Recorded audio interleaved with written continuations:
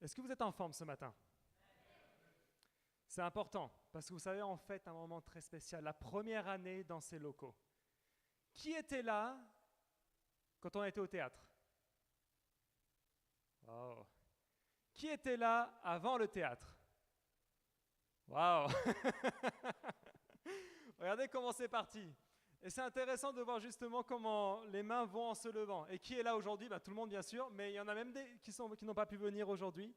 Mais c'est pour vous dire comment Dieu vraiment, lorsqu'on s'efforce et qu'on croit en sa parole, il fait les miracles. Est-ce que vous croyez aux miracles ce matin? Parce que même si tu n'y crois pas, est-ce que tu as besoin d'un miracle? Ah. Donc si tu as besoin, il faut que tu crois au miracle, sinon il n'arrivera pas, c'est évident. Et le titre du message de ce matin, je l'ai intitulé « Rien ne peut te retenir ».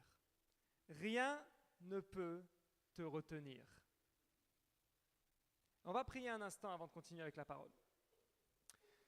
Seigneur Père éternel, vraiment je veux te remercier aujourd'hui encore pour tout ce que tu fais dans notre vie, Seigneur. Seigneur, je te prie d'agir ce matin dans nos cœurs et de pouvoir parler à nos vies, Seigneur. Que ce matin nos cœurs soient disposés à recevoir ta parole et que celle-ci porte du fruit, Seigneur. Aujourd'hui, nous laissons toute distraction de côté, toute fatigue même de côté. Et nous voulons simplement, Seigneur, que tu viennes nous parler. Saint-Esprit, nous te laissons agir, nous te laissons le contrôle. Que ça ne soit pas la parole d'un homme, mais ta parole qui soit prêchée et annoncée ce matin. C'est dans le nom de Jésus que nous avons prié. Amen. Et amen. Alors, pour cette première année dans ce lieu, on tenait à faire quelque chose de spécial. Il y a eu le moment bien sûr de louange, mais ce n'est pas fini. Parce que je sais que Dieu a beaucoup de choses à nous apporter. Et c'est impressionnant, parce que je ne sais pas si ça vous est déjà arrivé, mais parfois il y a quelques mois qui commencent à passer, et on a l'impression qu'on a vécu au moins 10 ans pendant ces mois-là.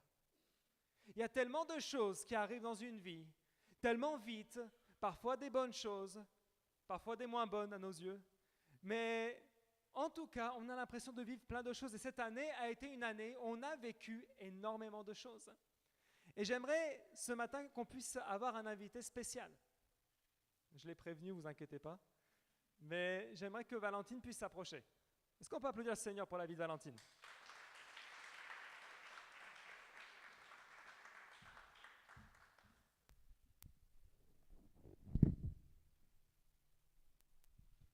Alléluia.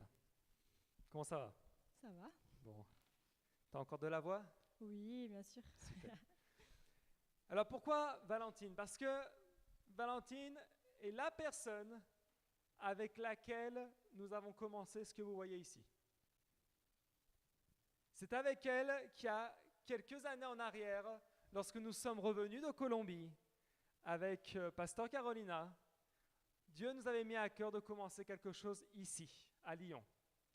Et il se trouve que la seule personne que l'on connaissait, la voici. Donc vous savez ce qui vous attend maintenant quand vous nous connaissez, après vous êtes là. C'est comme ça, c'est signé. Mais voilà, on a commencé. Et on a commencé il y a un petit morceau de temps. Et j'aimerais savoir, Valentine, comment étaient un peu les débuts? Est-ce que tu peux raconter quels sont tes souvenirs? Comment ça s'est passé la première fois? Tiens. Alors d'abord, on n'était pas une église, on était juste une cellule. C'était dans la maison chez moi, chez ma maman à l'époque. Il y avait juste ma famille et vous deux. Et voilà, il n'y avait rien, il n'y avait pas de louange, il y avait juste un message et c'est tout quoi. Voilà. On a commencé effectivement chez elle, revenant de Colombie, et on t'avait fait une surprise, n'est-ce pas? On est arrivé chez elle, on a débarqué comme ça. Pouf, avec la belle annonce de dire qu'on avait l'intention d'ouvrir une cellule chez elle. Qu'est-ce qu'une cellule? Simplement un temps qu'on prend chez les personnes pour prier, mais aussi pour partager la parole. Et je vais lire un simple verset avant de continuer, dans 1 Jean, chapitre 1, verset 7, où il est dit « Mais si nous marchons dans la lumière, tout comme Dieu lui-même est dans la lumière, nous sommes en communion les uns avec les autres, et le sang de Jésus-Christ, son Fils, nous purifie de tout péché. » Pourquoi j'ai pris ce verset? Parce qu'on va apprendre que la vie, c'est une marche où il ne faut jamais s'arrêter. Et le premier point que je vais donner ce matin, c'est ne méprise jamais ton commencement. Au début, on était combien? Ben, avec vous, 7. Waouh! Donc on n'était pas une église, n'est-ce pas? Ah non, juste une cellule. Ah, il n'y avait pas de musique. Ah non. Ça se passait comment au juste? Bah, vraiment tout début, il y avait juste, bah, vous veniez. En plus, vous faisiez un grand trajet pour venir et tout. Et il y avait un message. Et puis après, on priait, on partageait un peu. Et puis voilà, Et puis voilà, ça durait à peu près, 1 heure. voilà, 1 heure. On venait d'en dehors de Lyon, parce qu'à l'époque, on n'avait même pas d'appartement pour être à Lyon. On était arrivé chez mes parents et ensuite, je suis allé chez une de mes sœurs qui habite dans la campagne, très loin. Et on dépensait le seul argent qu'on avait pour venir faire la cellule 1 fois par semaine. Et j'aimerais qu'on puisse afficher justement ce début. Voici la puissante église de multitudes. Alors vu comme ça, on peut se dire, bon, c'est marrant, c'est sympa. Ouais, voilà, il y en a qui sont même pieds nus. Voici l'estrade de la louange, voici tout ce qu'il y avait. Donc pas grand-chose, mais en tout cas, on avait une famille disposée à recevoir la parole de Dieu. Est-ce que tu te souviens de la suite? Bah, pendant à peu près 1 an, on était restés comme ça. Puis petit à petit, il y a eu d'autres personnes qui sont arrivées. Qui est arrivé? Il y avait Joël avec Anaël et Kemuel. Il y Anaël. avait, voilà. Anaël, c'est la chanteuse qui était juste là avec la guitare. Il y avait les Dimo qui sont arrivés aussi. Voilà. Christelle et Séverin. Qui sont là, ils viennent d'arriver aussi avec le bébé. Voilà. Vous savez ce qui était bien avec la famille Dimo? C'est qu'ils ont peuplé avec les enfants tout de suite. La multitude est arrivée d'un coup d'un seul. Et bien sûr, ce qui était aussi très marrant, c'est lorsque la famille Nardol est arrivée, donc avec Joël, Anaël et Kemuel, c'était les seuls enfants qu'on avait. Anaël était toute petite, elle me parlait avec son accent bien guadeloupéen, et Kemuel me mélangeait du créole avec du français où je comprenais rien à ce qu'il me disait. Et de là, on a ouvert notre première cellule d'enfants avec Anaël et Kemuel. Et la famille Dimo qui est arrivée. Ensuite, peux-tu en raconter un petit peu plus? Bah, petit à petit, on est devenu une église après la première convention. Et On était combien à la première convention? Oula, je crois une voiture, je crois. Alléluia. On Un truc était comme une ça. voiture plus 2 personnes en train. Voilà. C'était pas beaucoup. Et après ça, du coup, on a commencé à faire les démarches pour être une église, mais au départ, il n'y avait pas grand monde. Et on avait un culte 1 semaine sur 2, et la cellule, je crois que c'était ça. Alors, il y avait chez ma mère, enfin chez moi, et puis après, il y avait d'autres maisons aussi, on était chez les Dimo, chez Joël, on tournait comme ça chez les pasteurs un peu quand ils ont eu leur appart. Voilà. C'était comme ça. 1 semaine sur 2, il y avait un culte le dimanche. Et ensuite, la cellule 1 fois par semaine. On devait tourner comme ça chez les gens parce que bien sûr, il n'y avait pas les finances pour louer une salle, il n'y avait pas de monde. Imaginez 3 familles, ça représentait 10 personnes, avec nous peut-être 12. Voilà. C'était tout ce qu'on avait. Est-ce que tu te rappelles de la suite? Moi, je me rappelle aussi des débuts de la louange. Oula. Comment dire? Les débuts de la louange, vous retirez le piano, vous retirez la guitare, on avait le violon. Au tout début, on était 4. Il y avait Anaël, et il y avait ma petite sœur et moi. Et en fait, au début, ouais, il y avait David qui faisait un tam-tam. Parce que mon Voilà. père nous avait prêté son djembé. Que je ne savais pas en jouer. Et moi, je faisais du violon, mais je connaissais que la musique classique, donc je faisais n'importe quoi. Et puis ma petite sœur, elle faisait un peu du piano, mais bon, comme elle pouvait. Et très vite, on a vu que franchement, ça marchait pas. Du coup, on a eu des instrumentaux, enfin, comme un CD qu'on avait, juste instrumental. Et c'était merveilleux, on avait enfin de la musique. Et du coup, on était toutes les 4 en train de chanter avec la musique derrière. Voilà pourquoi il ne faut jamais mépriser les commencements. Parce que le commencement était très petit. Le commencement était avec rien du tout. Ah oui. Mais lorsqu'on fait confiance en Dieu et qu'on place ses rêves entre les mains de Dieu, les choses commencent à évoluer. La première fois qu'on a dit à Valentine, tu vas te charger de la louange, on n'avait aucune musique à chanter et aucun accord. On a pris un CD qu'on avait, pour ceux qui connaissent de Hillsong, en français, et on sélectionnait les musiques qu'on pouvait éventuellement mettre en pratique dans la cellule et dans les cultes 1 fois toutes les 2 semaines. Voici le commencement. Et après est arrivé, je ne sais pas si tu te souviens, le premier dimanche, on s'est lancé à louer une salle. Ah oui. Où est-ce que c'était? C'était un hôtel vers la Part-Dieu, là.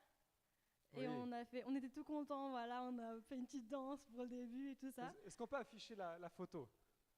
Ah voilà. Voici la salle. Là, on reconnaît les enfants d'Imo sur la photo. Voici la petite danse. Là, on avait nos premières enceintes, Les premiers micros. les premiers micros, et les premiers pieds de micro. Et bref, on avait commencé le premier culte. Content, n'est-ce pas? C'était hyper excitant. On était heureux de se dire, ça y est, on va pouvoir faire. Mais est-ce que tu te souviens ce qui s'est passé ensuite? Bah après, ils n'ont pas voulu qu'on revienne une deuxième fois. On s'est fait jeter chasser. de l'hôtel. Ils m'ont dit simplement, enfin, ils ne l'ont pas dit en réalité, je l'ai découvert. Ils m'ont fait dire par une autre personne, on ne vous veut plus ici. Waouh! Imaginez un peu ce qu'on peut ressentir. Tu penses que tu as réussi à avancer. Tu penses que c'est une nouvelle étape. Et là, tu te prends le plus grand râteau de toute ta vie. Pas dans les sentiments, mais en tout cas au niveau de l'église. Et voilà qu'on s'est fait jeter en dehors de l'hôtel. Donc ensuite, nous avons continué avec nos cultes, donc du coup, dans les maisons. On avait notre matériel. Le dimanche matin, je vous laisse juste imaginer les voisins. Pas tous très contents de nous voir aussi. Mais on le faisait. Et est arrivé quelques mois après, Le théâtre. le théâtre. Où là, avec le temps, on est passé à un autre niveau. Est-ce qu'on peut afficher? Voici un des cultes au théâtre. La salle était beaucoup plus petite que ça parce que la photo est prise dans le prolongement. Mais avant qu'on soit là, tous ici, le théâtre était rempli avec combien de personnes à peu près? 10-15, Entre 10 et 15 personnes, maximum. en étant gentil. Ouais, quand il y en avait un qui tombait malade, je vous laisse imaginer. Les épidémies de grippe nous coûtaient cher. Et il fallait soutenir bien sûr tout ça financièrement. Et donc on a dû, pendant ce temps-là, être au théâtre. Et là, je vous montre une photo qui était en vérité les derniers temps au théâtre. Avant Ici. ici. Et ici, c'était le grand challenge parce que nous n'avons pas doublé la surface, mais on l'a presque multiplié par 4 ou 5. On s'est dit autant faire les choses en grand. Et j'en viens là parce que beaucoup de fois, on méprise les petits commencements. N'est-ce pas, Valentine? De tous ces gens que vous voyez, beaucoup ne sont même plus ici. Certains n'ont pas cru que c'était possible, d'autres ont préféré jeter l'éponge avant. Mais lorsqu'on s'accroche à Dieu, il y a toujours la récompense. Amen.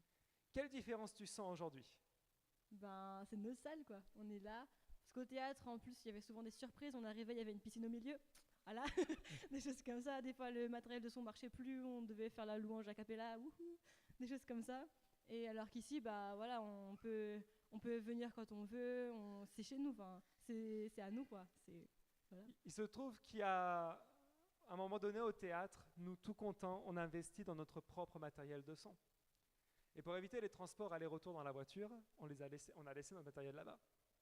Et au bout d'un mois, j'ai un coup de téléphone du théâtre qui me dit « Écoutez, on a été victime d'un cambriolage. » Je savais ce que ça voulait dire. Je dis « Ah !» Et je crois que le coffre que vous avez laissé là-bas, c'était le vôtre, n'est-ce pas? C'était écrit en gros en même temps, vous ne pouvez pas se tromper. Eh bien, vous avez été volé avec absolument tout. J'ai été prévenu un vendredi soir, le culte était le dimanche. Samedi, aucun magasin de musique était ouvert dans les environs.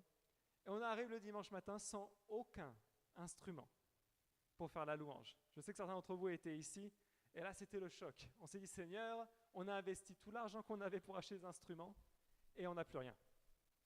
Par la grâce de Dieu, il y a de bonnes assurances, et l'assurance m'a remboursé mieux que ce que même j'ai dépensé pour les instruments. Je ne sais pas pourquoi, mais c'est comme ça. Mais Dieu est bon. Il faut s'accrocher, n'est-ce pas, au rêve? Amen. Qu'est-ce que tu as vu s'accomplir ces dernières années, pour toi, personnellement? Personnellement, à Vinache. Oh, un applaudissement.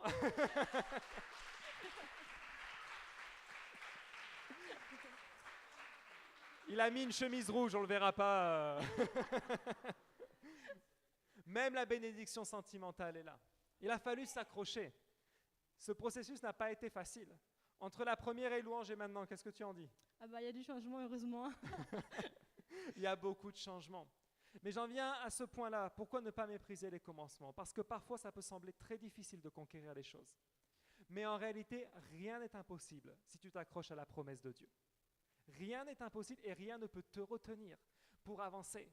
Ça, c'est qu'un exemple. Certes, il y a eu des hauts, il y a eu des bas. Même quand Dieu est dans l'histoire, je peux vous dire une chose, il y a aussi des bas. Le fait qu'on nous cambriole, le fait que des personnes sur qui on comptait finalement nous ont laissé tomber à la dernière minute, le fait où beaucoup de choses se sont produites.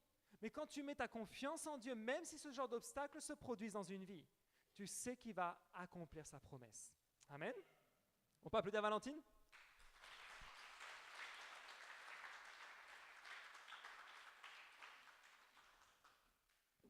La Bible nous le dit d'ailleurs, c'est écrit dans Zacharie 4, verset 10, où il est dit, c'est en effet ceux qui méprisaient les jours des petits commencements se réjouiront en voyant les pierres d'étain dans la main de Zorobabel. Ces sept sont les yeux de l'Éternel qui parcourent toute la terre. Regardez, la Bible nous dit une chose, mépriser les petits commencements, se moquer des débuts, n'apporte rien. Si tu fais confiance, alors qu'on partait de rien du tout, je peux vous dire une chose, Dieu vraiment bénit puissamment. Accroche-toi à la promesse. Accroche-toi à Dieu. Parfois, on s'imagine que marcher avec Dieu, c'est la chose qui va être la plus facile au monde. Non, parce que Dieu vient nous former. Il agit dans notre caractère. Il agit au niveau de notre foi, parce qu'elle doit être solide. On vit dans un monde où il y a des hauts et des bas. C'est comme ça. Et parfois, vraiment, on a du mal. Parce que je peux vous assurer que de partir d'une famille et de visualiser ensuite qu'on allait réussir à avoir même ce lieu, c'était compliqué. C'était pas si évident que ça. Parce que ça engendrait de la patience, ça engendrait aussi beaucoup de travail, beaucoup de sacrifices. Mais ici, qui a un rêve dans sa vie? Est-ce que tu te bats pour tes rêves? Parce que si on ne se bat pas pour ses rêves, ça reste qu'une illusion. Si on ne croit pas en ses propres rêves, ça reste qu'une illusion. Et beaucoup de fois, vous savez ce qui pose le plus problème, c'est qu'on croit qu'on n'est pas capable de faire. On croit que Dieu lui-même ne peut pas nous utiliser parce qu'on n'est pas assez bien. Personne n'est assez bien de toute façon. Personne n'est parfait. Personne ne peut être saint à 100%, ça n'existe pas. Tout le monde commet des erreurs. Tout le monde se trompe. Mais le problème, c'est que parfois, lorsqu'on commet une erreur, on se replie sur soi-même et on oublie ce que Dieu veut faire. Ne te replie pas sur toi-même. Ouvre ton cœur. Continue à te relever. Continue à avancer. Souvenez-vous du psaume 23 que je vais lire. L'Éternel est mon berger, je ne manquerai de rien. Il me fait prendre du repos dans des verts pâturages. Il me dirige près des eaux paisibles. Il me redonne des forces. Il me conduit dans des sentiers de la justice à cause de son nom. Même quand je marche dans la sombre vallée de la mort, je ne redoute aucun mal, car tu es avec moi. Regardez, il se passe quelque chose ici. On parle de marcher dans la vallée sombre de la mort. Ça veut dire quoi? C'est-à-dire que dans les moments difficiles, l'erreur à ne jamais commettre, c'est de s'arrêter. Parce qu'on ne comprend pas pourquoi parfois les épreuves durent aussi longtemps. C'est parce que lorsque tu marchais dans cette vallée où tu étais dans la galère, tu t'es arrêté. Et si tu t'arrêtes dans la galère, forcément au bout d'un moment, ça devient compliqué. On reste des êtres humains et on a aussi tous une limite. Donc lorsque tu traverses l'épreuve, ce qu'il ne faut jamais faire, c'est s'arrêter. Continue à avancer. Continue à aller plus loin. Quand les moments de difficulté arrivent, c'est là où ça devient bon, au contraire. Qui aime les défis ici? Alléluia. C'est important. Parce que lorsqu'on aime le défi, on sait que le défi va engendrer de la difficulté. Mais quelle joie on a lorsqu'on sort vainqueur d'un défi, lorsqu'on a réussi, lorsqu'on a pu atteindre le but qu'on s'était fixé. Ça, c'est quelque chose d'extraordinaire. Et encore mieux, parce que tous les défis que tu fais en marchant avec Dieu, en croyant qu'il est avec toi, en le mettant devant toi, tu verras que même les difficultés ne paraissent absolument rien à côté. Dieu est bon, mais tu dois le croire. Alors le deuxième point que je vais donner ce matin, ça va être de construire tes rêves. Construis tes rêves. Et une construction, c'est un processus. Vous savez, il y a un personnage dans la Bible qui a été incroyable, c'est Joseph. Joseph était celui qui avait beaucoup de rêves. Dieu lui parlait au travers de songes et il voyait les choses qui allaient se produire. Et lorsqu'il racontait les choses qui allaient se produire à sa propre famille, sa famille ne voulait rien entendre, sa famille l'a rejeté et jusqu'au point que ses frères l'ont vendu en tant qu'esclave. Combien de fois on rêve de grandes choses, on visualise de grandes choses, on se dit « Ah, ça y est, là, je sens que c'est le moment. » Et au lieu de voir l'aboutissement, tu te sens vendu comme un esclave par des proches, par des gens que tu aimes, par des gens qui sont dans ton entourage, qui sont tout près de toi, que tu penses à ce moment-là, je vais pouvoir compter sur eux. Puis au moment où tu poses ta main sur leur épaule, là tu tombes. Joseph, c'est ce qu'il a vécu. Joseph voyait que Dieu allait l'élever à un tel point d'autorité que même sa famille allait se prosterner devant lui. Imaginez ça. Alors lui, tout content, il raconte le rêve, il dit voilà ce que j'ai rêvé. Et là, ses frères ne pouvaient plus de lui. Le rêveur, celui qui était toujours avec une pensée positive. Celui qui était toujours, qui voyait le bien dans tout. Vous savez, ce qui est marrant, c'est que souvent, lorsqu'on voit le bien dans tout, ça énerve les autres. Quand tu dis non, ça va aller, ça va bien se passer, il y a des gens que ça énerve. Arrête d'être si positif.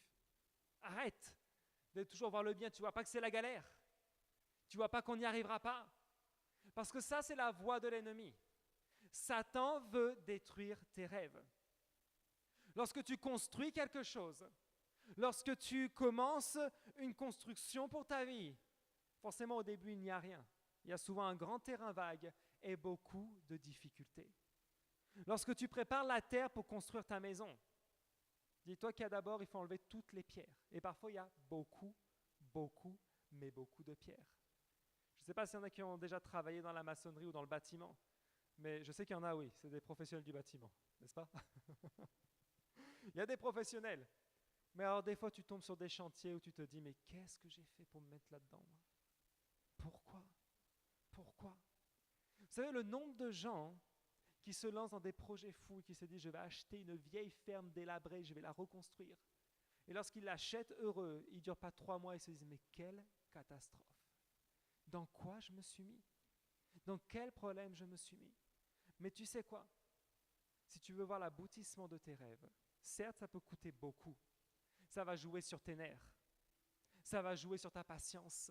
Ça va jouer même sur le propre rêve que tu avais. Quand tu vas regarder ce but-là, tu vas te dire, aïe, aïe, aïe, il en est bien loin. Mais qu'est-ce que ça vaut le coup lorsque tu arrives jusqu'au bout, jusqu'à la fin? Qui va arriver jusqu'au bout de ses rêves, réellement? Il va falloir se battre. Hein? Il va falloir vraiment se mettre au travail. Joseph a dû se battre. Joseph a dû se mettre au travail. Joseph a dû vraiment se dire, je ne vais pas accepter les circonstances, mais je vais croire que mon Dieu est capable d'accomplir toutes choses. Regardez qu'après avoir été vendu en tant qu'esclave, la Bible nous parle d'un homme qui l'a recueilli, qui l'a acheté. C'est Potiphar.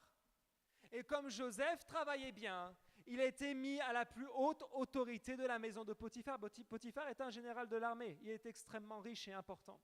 Et Joseph faisait bien son travail. Et la Bible nous dit que la femme de Potiphar, elle aimait plutôt bien Joseph. Tellement bien qu'elle voulait coucher avec lui. Et tous les jours, cette femme-là allait voir Joseph pour essayer d'obtenir ce qu'elle voulait. Mais Joseph, parce que c'était un homme droit et juste, il n'a jamais accepté. La femme était tellement en colère qu'un jour, elle lui a tendu un piège. Joseph est parti en courant, elle a retenu simplement un morceau de ses habits, un tissu qu'elle a arraché.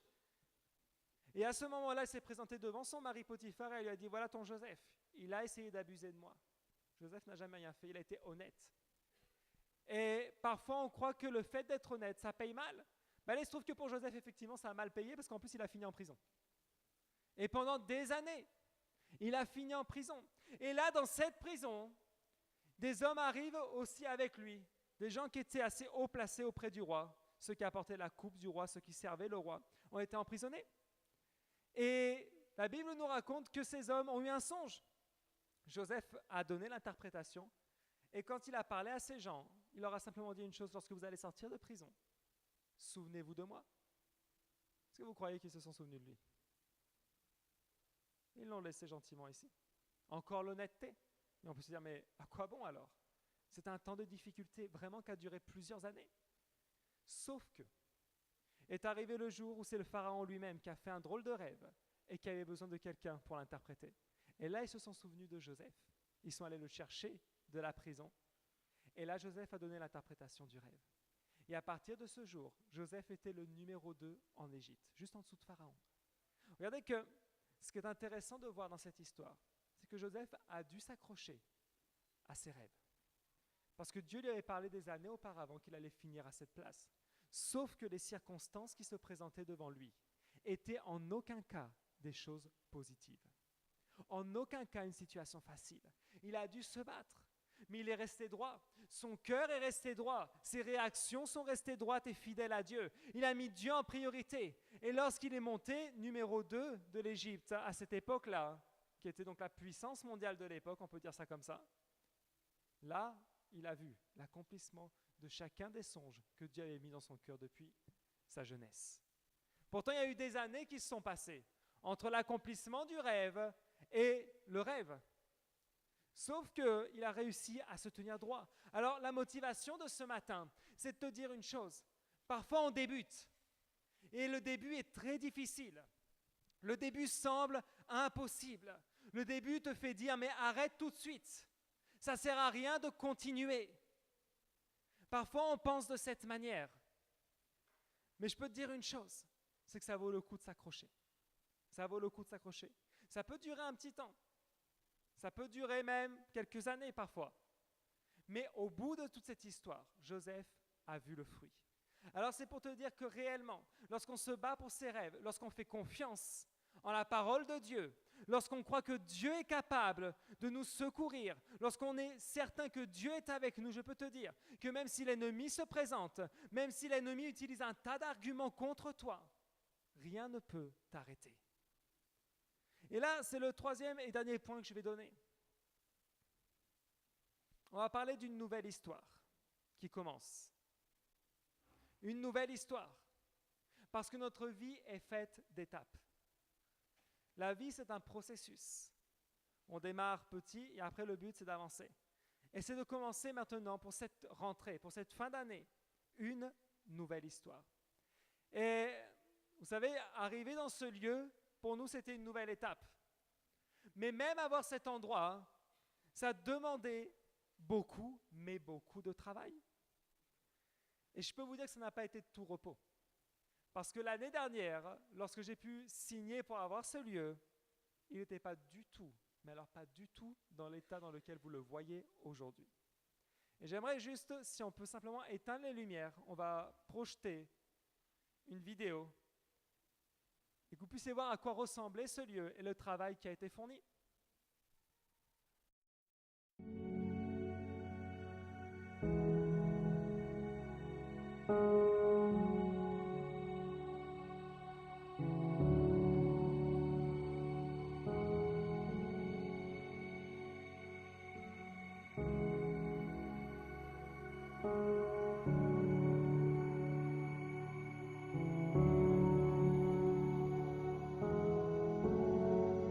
Sal de tu tienda, oh hijo mío, te mostraré las estrellas del cielo. Sal de tu tienda, oh hijo mío, te mostraré la arena del mar. ¿Será que puedes contar?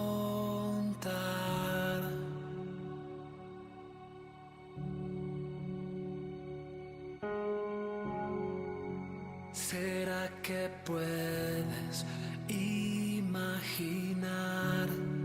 todo aquello que soñé para ti, hijo mío? Lo que mis manos hicieron por ti, hijo mío, te bendeciré.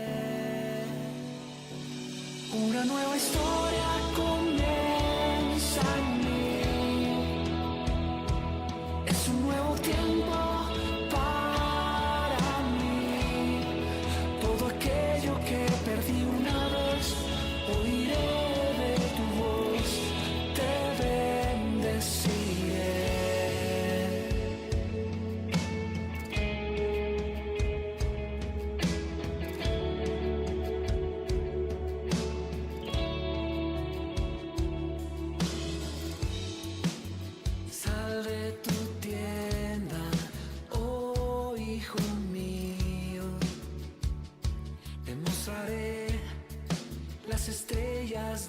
cielo, sal de tu tienda, oh hijo mío, te mostraré la arena del mar. ¿Será que puedes contar?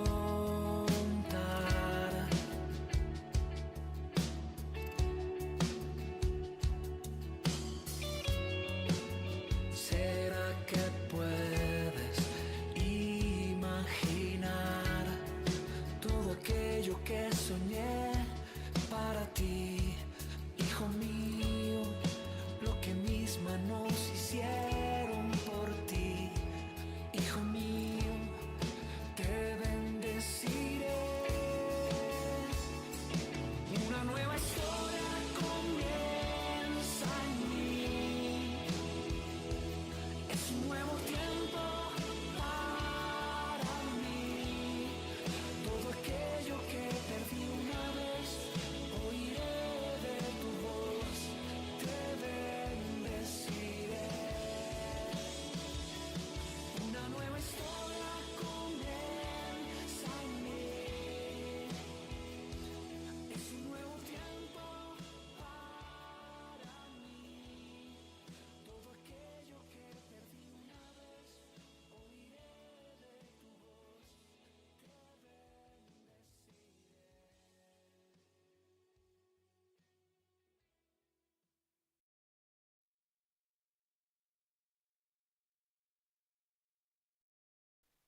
Pour vous imaginer un peu le travail qui a été fait dans ce lieu. Et on a eu un sponsor particulièrement généreux que je voudrais honorer ce matin. Service, si tu peux venir.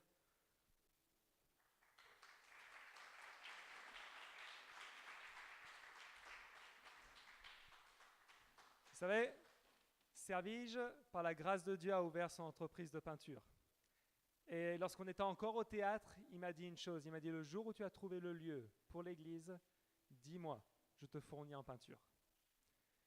Parce que le vrai devis était de milliers d'euros. N'est-ce pas, Servige? Ouais, c'est ça, oui. À peu près combien tu m'avais dit approximativement de tête? C'était à peu près dans 3 000 euros. 3 000 euros. Vraiment, juste en peinture, on aurait dû en avoir pour 3 000 euros. Et Servige a fourni toute la peinture pour une somme dérisoire à comparer de tout ça. Et il a même fait une partie du travail dans les hauteurs parce qu'on avait besoin d'un professionnel à ce moment-là. Et je peux vous dire, il peint bien. Vous pouvez lui faire confiance. Il a fait un très bon boulot. J'aimerais qu'on applaudisse le Seigneur pour sa vie. Merci.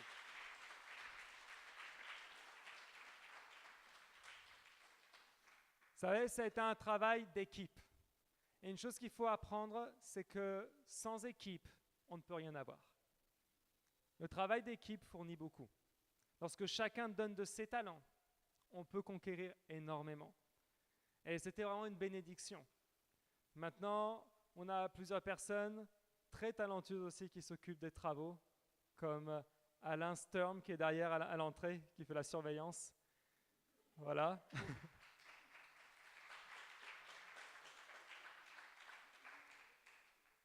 C'est une grâce, parce qu'il s'occupe de tous les travaux maintenant internes de construction de machin. Je ne regarde même plus, je lui dis juste ce qu'il a besoin. Et après, il fait. Mais vous savez, vraiment, c'est une grande bénédiction lorsqu'on commence à construire ses rêves. Et le plus beau, c'est de faire partie de tous d'un même rêve. Faire partie de l'œuvre de Dieu. Comme disait tout à l'heure Pasteur Carolina, ce n'est pas juste rester assis sur une chaise. Tu as des choses à donner. Tu as des choses à donner. Et le moindre talent, le moindre coup de main que tu peux faire, c'est une grande bénédiction. Parfois, on imagine l'église où il faut rester assis et rien faire. C'est faux. Tout ce que tu sais faire, c'est utile. Tout. Tout. Que ce soit chanter, danser, construire, déconstruire, j'en sais rien. Mais en tout cas, tu peux faire tout ce que tu veux. Mais dans l'œuvre de Dieu, vraiment, on a besoin de tout et de tous. Donc, que tu puisses comprendre que vraiment, c'est une nouvelle étape. J'avais intitulé ce point « Une nouvelle histoire » pour ça. Parce que c'est un nouveau commencement. La première année, on implante toujours les fondations. Et ensuite, il y a les murs qui se montent et le reste de la maison qui commence à prendre forme. Et donc, nous, on croit personnellement aux promesses que Dieu a données. On croit que Dieu est en train d'agir. On croit que Dieu veut sauver cette génération. On croit que Dieu veut donner un vrai message. Non pas un message d'une religion, parce que la religion ne sauve pas. mais un message où il dit que c'est une relation, un mode de vie, quelque chose que tu vis au quotidien, pas un truc que tu fais une fois par semaine. Donc c'est important que tu puisses croire que Dieu aussi s'intéresse à toi personnellement, s'intéresse en tes rêves, en tes désirs, en tes besoins et qu'il veut agir dans ta vie. Amen. J'aimerais qu'on puisse se lever, on va prier un instant, on va remercier le Seigneur pour cette année qu'il nous a donnée, cette année bénie.